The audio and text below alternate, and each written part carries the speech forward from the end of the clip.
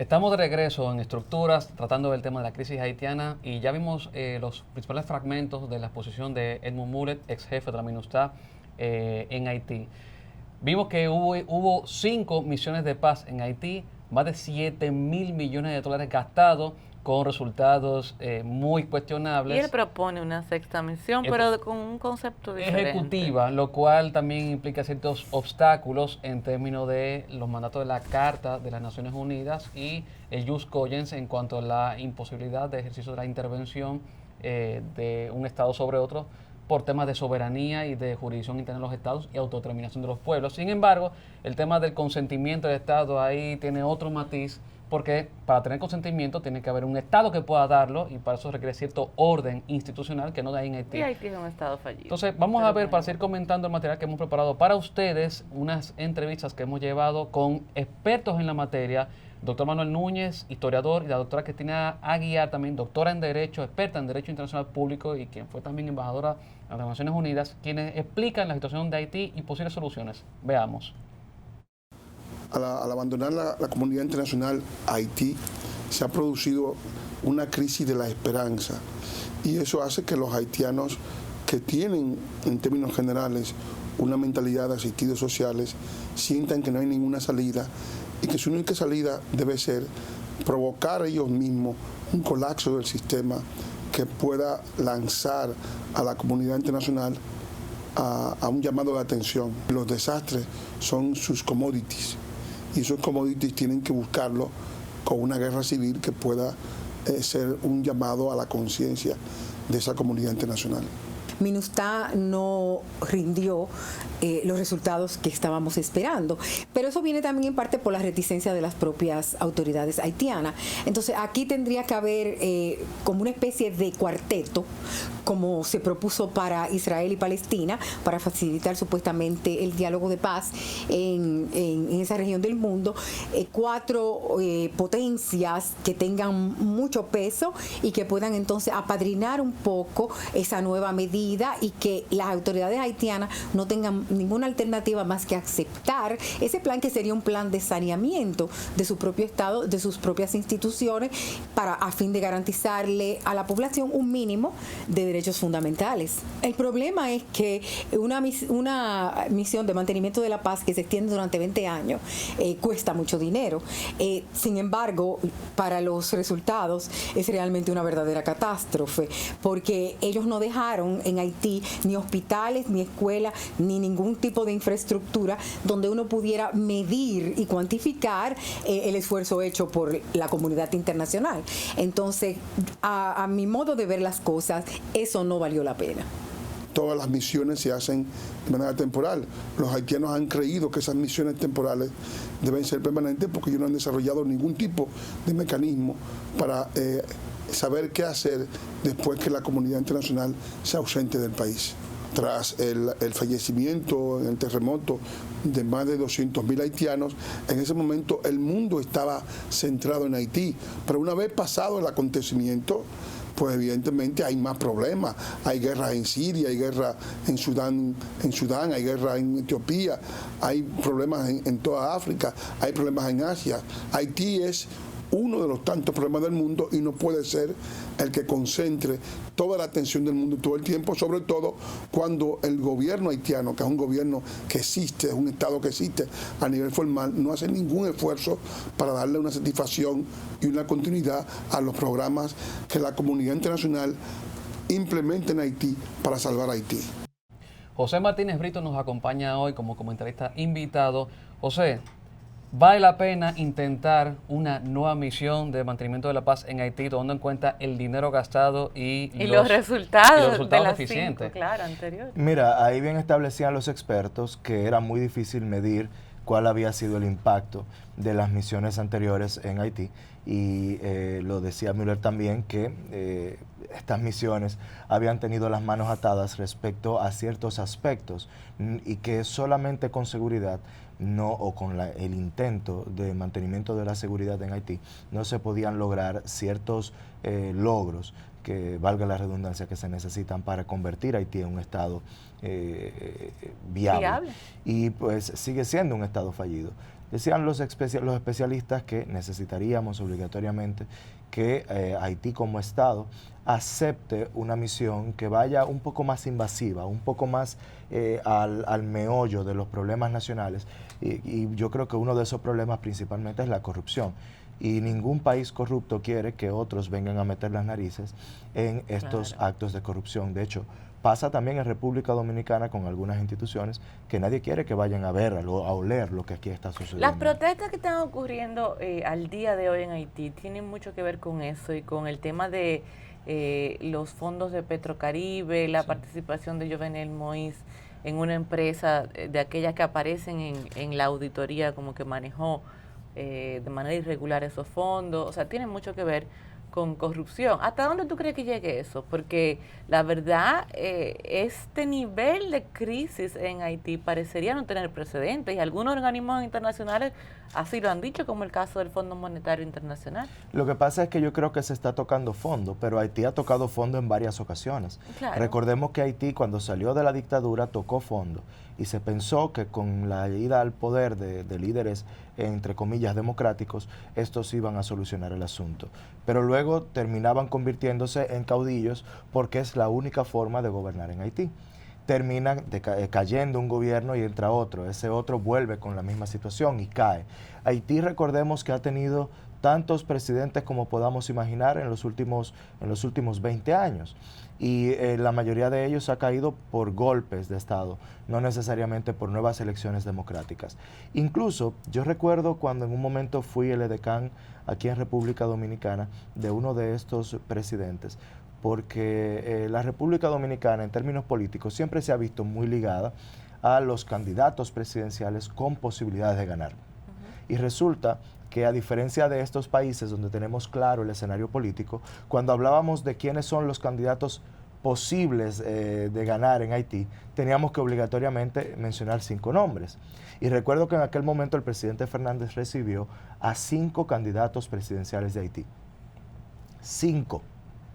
Porque no sabíamos cuál de ellos podía tener reales posibilidades de ganar.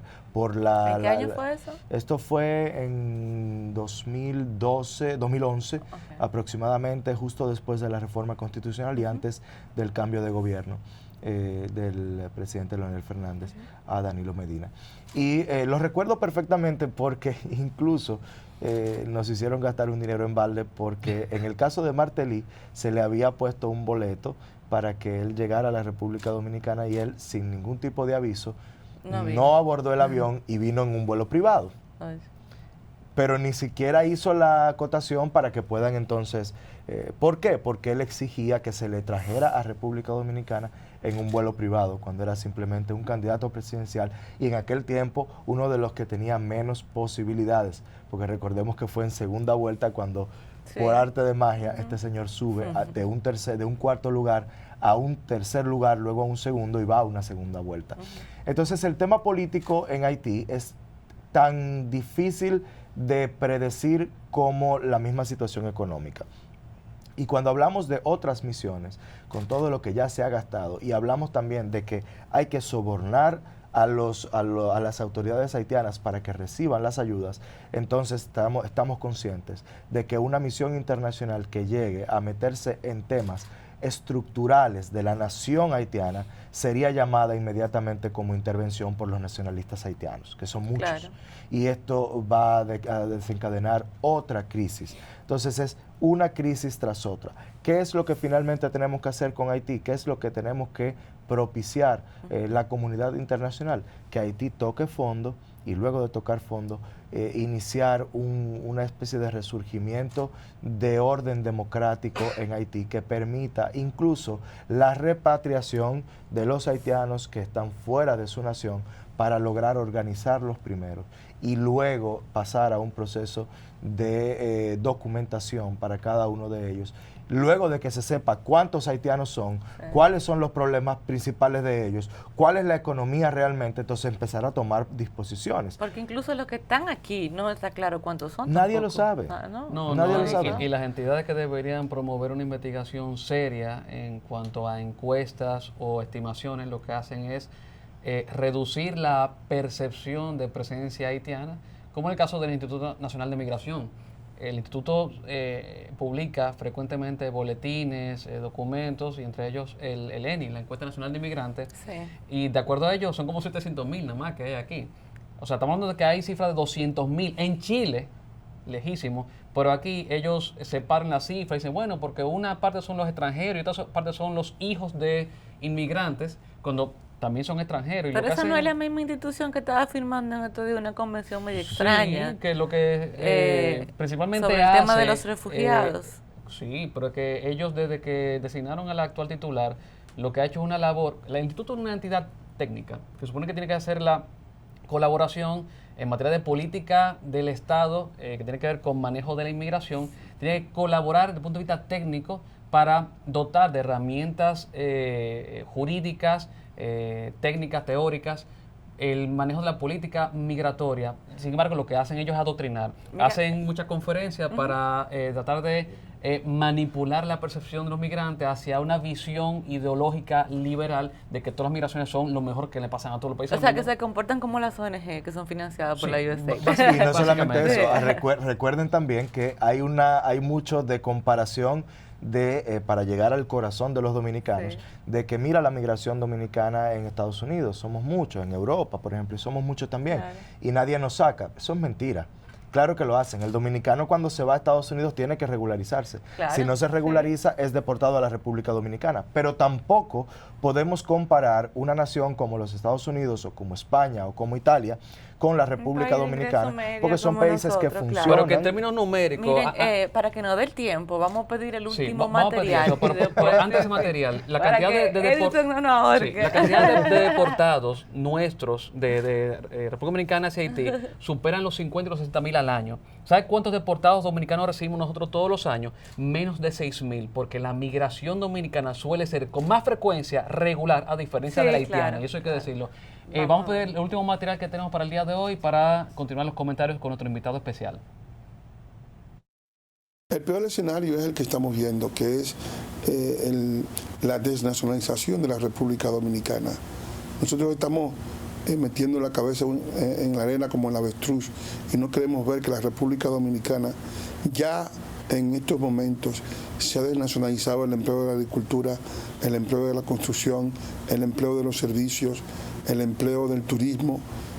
Hay una cantidad de recursos nuestros, de la gente más pobre de nuestro país, que se está invirtiendo en la salud de los haitianos, porque estamos importando enfermedades del país más insalubre del continente.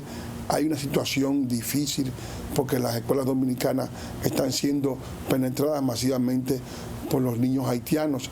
Hay una presión internacional porque todo lo que es la niñez dominicana ha sido desplazada de los hogares infantiles.